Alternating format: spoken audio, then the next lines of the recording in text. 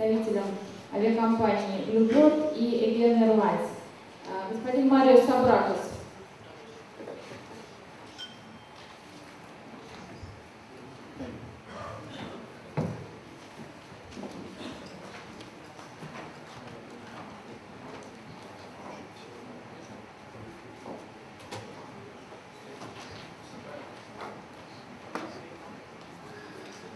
Ευχαριστώ για την πρόσκληση. Κυρίες και κύριοι, χαίρετε. Είμαι ο Μάριος Σαμπράκος, Διευθυντής του Συστήματος Ποιοτικού Ελέγχου της Bluebird Airways και έχω την τιμή να σας καλωσορίσω στις εργασίες του πρώτου session του φόρουμ που διοργανώνει το ελληνορώσικο επιμελητήριο, πολιτικό επιμελητήριο. Το θέμα για το οποίο καλούμε να σας κεντρήσω το ενδιαφέρον εμπεριέχει από τον τίτλο του πολλές έχνες επικοδομητικής συζήτησης της στρατηγικής τράπεζας που θα ακολουθήσει συνέχεια.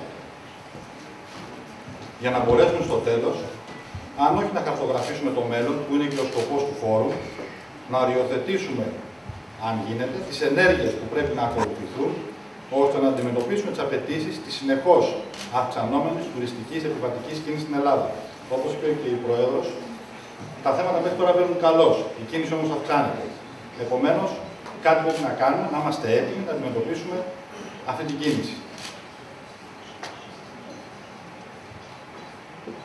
Είναι αυτονόητο ότι οι συνιστώσεις ενός τουριστικού προϊόντος, και δεν είμαι ο καταλληλότερος να τις αναφέρω εγώ, είναι πολυεπίπεδες και αλληλένδετες.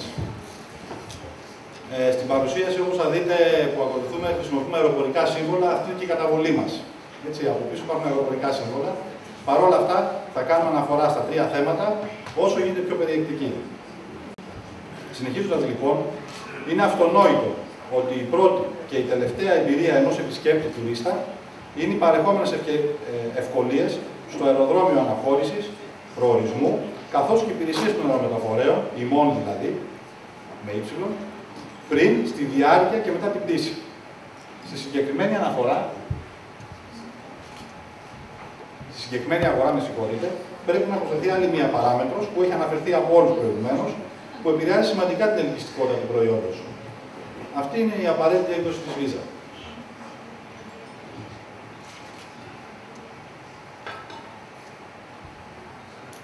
Επειδή και για τα τρία θέματα όλοι λίγο πολύ εκτιμώ ότι έχουμε συγκλίνουσες απόψεις, αναφέρθηκαν και προηγουμένως, θεωρώ ότι σκόπιμο να ξεκινήσουμε αυτή την εισαγωγή με μια ιστορική αναδρομή, για να καταλάβουμε πώς φυσά τελικά ο άνεμος της ελληνορώσικης συνεργασίας. Αυτό που καταγράφηκε και καταγράφεται καθημερινά.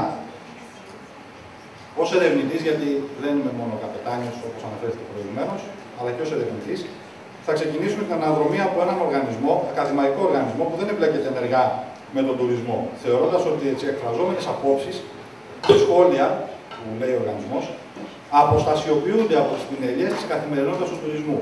Από εσάς τους ίδιους δηλαδή. Επιλέχθηκε λοιπόν η αναφορά στη μελέτη του European Union Russian Watch του 2012, πρόσφατη μελέτη, που πραγματοποιήθηκε από το Κέντρο Ευρωπαϊκών Ρώσικων Σπουδών στο Πανεπιστήμιο του Τάρτου, στην Εστονία. Το Πανεπιστήμιο αυτό είναι ένα διεπιστημονικό κέντρο έρευνας για φοιτητές και εμπειρογνώμονες, οι οποίοι μελετούν την εξέλιξη της σχέσης μεταξύ Ευρωπαϊκής Ένωσης και της Ρώσικης Ομοσπονδίας.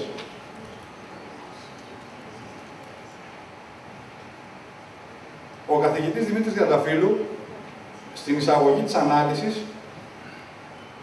που έκανε για την μελέτη αυτή, αναφέρει ότι στις σχέσεις ανάμεσα Ελλάδα και Ρωσία οι σχέσεις βασίζονται εν μέρει σε μια ιδιόμορφη συνάφεια, αναφέρθηκε προηγουμένως, της θρησκευτικής αντίληψης και των συνηθιών σημαντικού τμήματος του λαού και των δύο χωρών. Παρ' όλα αυτά, τα δεδομένα έχουν δείξει μέχρι τώρα ότι οι διμερείς σχέσεις έχουν διεξαχθεί μέσα στο πρίσμα της Ευρωπαϊκής Ένωσης και του εξευρωπαϊσμού. Οι καλύτερες σχέσεις των δύο χωρών αναπτύσσονται στη διάρκεια των ετών 1994 και 2003. Ενώ μεταξύ των ετών 2006 και 2010, η συνεργασία μεταξύ των δύο χωρών αυξήθηκε κυρίως λόγω των κοινών συμφερόντων στον τομέα της ενέργειας. Αυτές οι σχέσεις, για διάφορους λόγους, αλλά κύρια λόγω της οικονομικής κρίσης, όπως χαρακτηριστικά σχολιάζεται στη μελέτη, έχουν εισέλθει σε μια περίοδο βαθιάς κατάψυξης. Και η μόνη αισιόδοξη προοπτική είναι ο διαρκώς αυξανόμενος αριθμός των Ρώσων τουριστών στην Ελλάδα.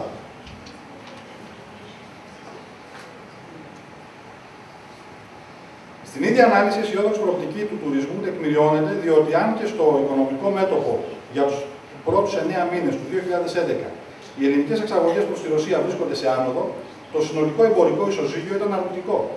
Στο μέτωπο του τουρισμού όμως, η κίνηση είχε αυξηθεί και παρουσιάζει τάσεις περαιτέρω αύξησης. Οι αναφορές για την αύξηση του τουρισμού, του τουριστικού ρεύματος από τη Ρωσία προς την Ελλάδα υπήρχαν και υπάρχουν καθημερινά και έγιναν και προηγουμένως. Είχα περισσότερα να πω, έχουν ήδη αναφερθεί, θα παρακάνω. Παρ' όλα αυτά, αξίζει να σημειωθεί ότι ο Παγκόσμιος Οργανισμός Τουρισμού, όσο και οι φορείς του Υπουργείου Οικονομικής Ανάπτυξης της Ρωσίας, εκτιμούν το μερίδιο της ρώσικης αγοράς επί του συνόλου των τουριστικών αφήξεων στην Ελλάδα αναμένουν να αυξηθεί περαιτέρω το 2013.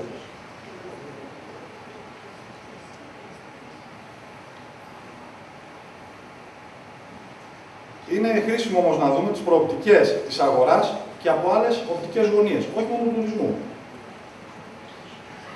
Ο Τόνι Τάιλερ, Γενικός Διευθυντής της ΑΙΑΤΑ, στη Σύνοδο Κορυφής το 2011, Οκτώβριο του 2011 στην Αγία Πετρούπολη, αναφέρει η σχέση Ρωσίας-Ευρώπης είναι στρατηγική σημασία για την παγκόσμια αεροπορία. Ο συνδυασμός της Ευρώπης και Ρωσίας αντιπροσωπεύουν περίπου το 37% της παγκόσμιας χωρητικότητας στον έλεγχο εναέρειας κυκλοφορίας. Ό,τι συμβαίνει σε αυτές τις δύο αγορές έχει μεγάλη επίδραση στην παγκόσμια αεροπορία, τόσο επιχειρηματικά όσο και εμπορικά και πολιτικά. Το κρατάμε επομένως.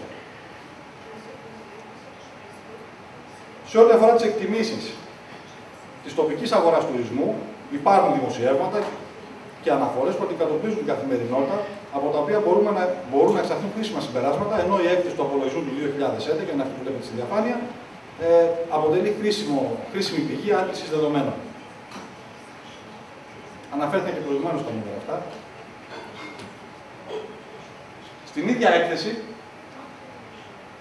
γίνεται μία για το διεθνές οικονομικό περιβάλλον που προφανώς έχει επηρεάσει τον ελληνικό τουρισμό, ο οποίος, αν και παραμένει σε καλή θέση στην παγκόσμια κατάταξη σε σχέση με τις αφήξεις, το 2011 έπεσε στην 21η θέση με βάση το δείκτη ταξιδιωτικής και τουριστικής ανταγωνιστικότητας. Το ευχάριστο πάντως, σημειώνεται στην ίδια έκθεση, είναι ότι παρατηρείται σημαντική άνοδος από τη Ρωσία και έτσι η ζημιά εντός αγωγικών που καταγράφηκε περιορίζεται από το γεγονός αυτό. Ο τύπος από την άλλη μεριά καταγράφει το σφίγμο της καθημερινότητας με δημοσιεύματα που αναφέρονται αφενός στην πτώση της τουριστικής κίνησης από το 2012, αφετέρου στην αύξηση του ρεύματος του τουρισμού από τη Ρωσία. Λεπτομέρειες ήδη έχουν αναφερθεί και στη διάθεση σας μετά στο Γιλιτράτο. Συμπερασματικά, σε ό,τι αφορά τη στάση τουριστικής κίνησης που προέρχεται από τη Ρωσία, όπως καταγράφεται και συμμετρείται, όλες οι πηγές συγκλίνουν στην άποψη ότι ήταν αυξημένη και αναμένουν να αυξηθεί κατά πολύ. Τι γίνεται όμως με τις γενικότερες τάσεις της αεροπορικής κίνησης στα αεροδρόμια? Σύμφωνα με τα δημοσιεύματα του Ιουλίου, πρόσφατα δημοσιεύματα, και διαβάζω μέσα εισαγωγικά, δυσίωνες εμφανίζονται οι τρέχουσες συνθήκες όσο και τα αναμενόμενα από το Σεπτέμβριο όσον αφορά την αεροπορική σύνδεση της χώρας μας με το εξωτερικό, Ευρώπη, Αμερική και Ασία. Όπως σημειώνει το ρεπορτάζ ημερήσιας εφημερίδας, στο εξάμηνο του 2012, τα νούμερα της αεροπορικής κίνησης προς τη χώρα μας είναι απογοητευτικά. Τα προαναφερόμενα πιστοποιούνται και από το Monthly Network Operation Report Analysis του Ιουλίου του 2012 του Eurocontrol. Το Eurocontrol βγάζει συνέχεια τις αναφορές, όπου περιέχονται ενδιαφέροντα στοιχεία σε σχέση με την κίνηση, όπως αυτά που φαίνονται εδώ στη διαφάνεια. Μειωμένη λοιπόν η κίνηση στα κύρια αεροδρόμια της χώρας μας και ιδιαίτερα η Αθήνα, όπως αναφέρθηκε προηγουμένως, παρουσιάζει πτώση της τάξης του 12,4%. Στην ίδια έκθεση πάντα αναφέρεται η αυξημένη κίνηση γενικότερα από και προς τη Ρωσία. Στα αποτελέσματα που ανακοινώθηκαν από την ΑΙΑΤΑ από την άλλη μεριά, τον μήνα Ιούλιο, φαίνεται μια γενική πτωτική τάση, ακολουθώντας την επιδείνωση των παγκόσμιων οικονομικών συνθήκων. Η συνολική κίνηση, όπως λέει και το διάγραμμα, από τον Αύγουστο, για το διάστημα Αύγουστος 2011-Ιούλιος 2012, μειώθηκε κατά 0,9% σε σχέση με το αντίστοιχο διάστημα Αύγουστος 10-Ιούλιος 11.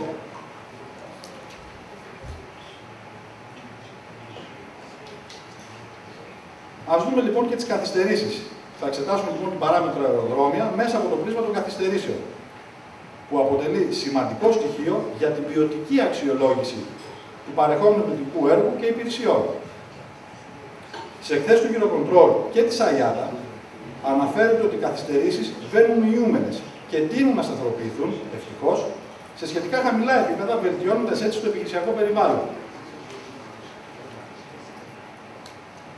Συνοπτικά, τον Ιούλιο που πέρασε, το 70,5% των καθυστερήσεων οφειλόταν στη χωρητικότητα του εναέριου χώρου στη διαδρομή και το 29,5% σε αεροδρόμια.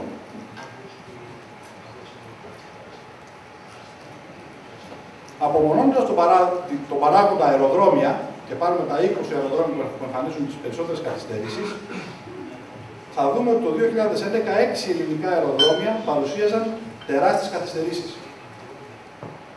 Στο συγκεκριμένο θέμα γίνεται ειδική αναφορά στο short term ανάλυσης του Ιουνίου-Ιουλίου του 2012, του Eurocontrol πάλι, ευτυχώς με πιο ανθαρρυντικά μηνύματα. Αναφέρεται λοιπόν χαρακτηριστικά ότι το προηγούμενο χρόνο υπήρχαν huge delays. Όμως, σύμφωνα με την έκθεση για την αντιμετώπιση του προβλήματος, υπήρξε ευαισθητοποίηση των συναρμόδιων φορέων και μετά από τη συνεργασία του Hellenic Flow Management, του Slot Coordinator και των φορέων της ελληνικής πολιτικής αεροπορίας, επιτεύχθηκε αισθητική μείωση των καθυστερήσεων. Βλέπουμε λοιπόν ότι η προσπάθεια είναι συνεχής και επίπονη. Η βούληση από όλους τους φορείς για την αντιμετώπιση των προβλημάτων οδηγεί σε θετικά αποτελέσματα, αναμφίβολα, διευκολύνοντας την κατά το δυνατό απρόσκοπτη εκτέλεση του επιχειρησιακού έργου. Απαιτείται όμως μεγαλύτερη προσπάθεια.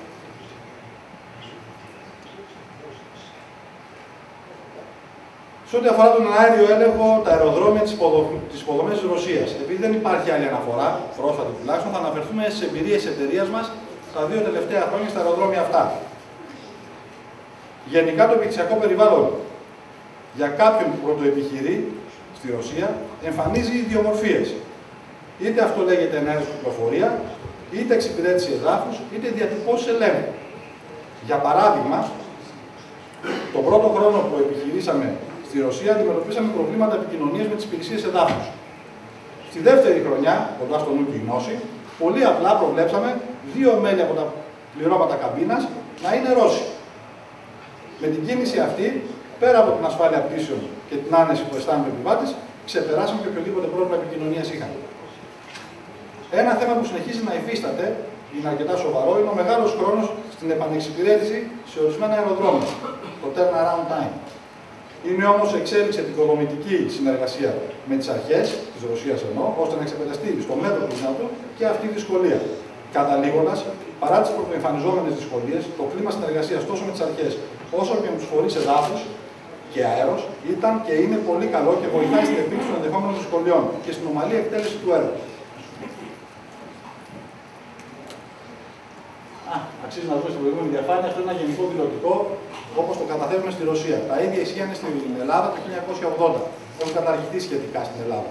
Όμως βλέπετε, υπάρχουν 5 σφραγίδες του ίδιου ατόμου στο ίδιο έντυπο.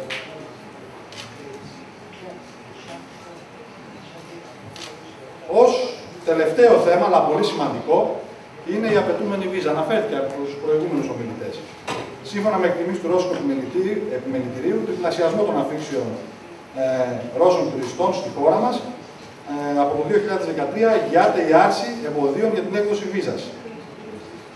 Στο Ελληνορώσικο Επενδυτικό Συνέδριο που έγινε πέρσι στη Ρόδο, ο πρόεδρος των στρατηγικών ερευνών του Ρώσικου Επιμελητηρίου, κ. Δημήτριεφ, ανέφερε χαρακτηριστικά ότι η Ελλάδα πρέπει να ακολουθήσει το παράδειγμα της Φιλανδίας για την απλοποίηση διαδικασιών έκδοσης βίζα. Άρα έχουμε χώρες της Ευρώπης, από την αναφέρθηκε προηγουμένως η Ισπανία, που διευκολύνουν τις διαδικασίες έκδοσης βίζας.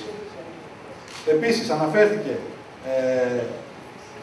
από την πρόεδρο της Ρώσικης Ακαδημίας Εθνικής Οικονομίας στο ίδιο συνέδριο ότι οι Ρώσοι τουρίστες, αν απλοποιηθούν οι διαδικασίες αυτές, θα φτάσουν το 2013 και σταδιακά μέχρι και τα 2 εκατομμύρια, 1,9 εκατομμύρια ανέφερε χαρακτηριστικά.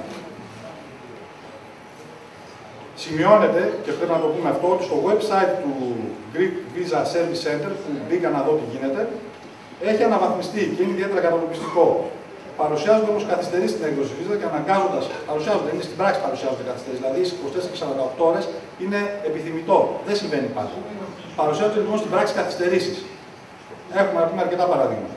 Αναγκάζοντας τους τουριστικούς πράκτορες να ανασχεδιάσουν τα πακέτα τους και τους αερομεταφορείς τα δρομολόγια. Οι αλλαγές, συνδυαζόμενες με τη στενότητα των αεροδρομίων που ανέφεραμε προηγουμένως, των σλότς, του εναερίου ελέγχου, των αεροδιαδρόμων, συνθέτουν ένα παζλ για πολύ δυνατούς λήπτες.